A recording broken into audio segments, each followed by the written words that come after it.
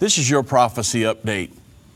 In Daniel 9:27, it prophesies that the Antichrist will confirm a covenant with many for a final 7-year period. It's known to most prophecy teachers as Daniel's 70th week.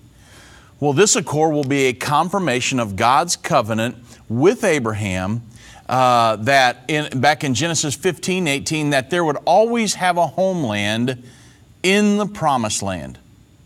And so the fulfillment of this prophecy will be the signing of a peace agreement between Israel and the Palestinians.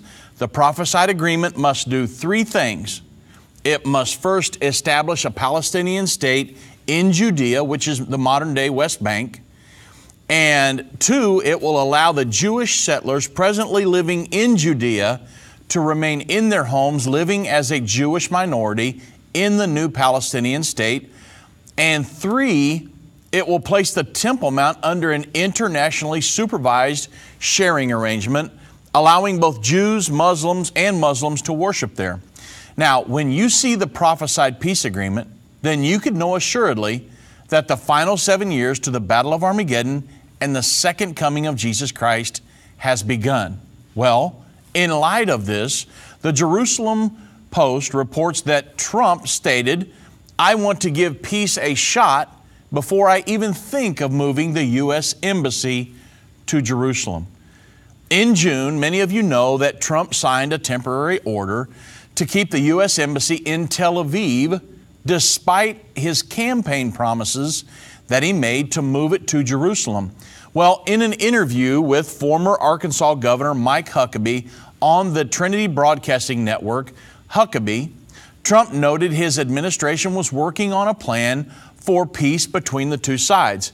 He stated, "I want to give that a shot, the peace agreement a shot, before I even think about moving the embassy to Jerusalem."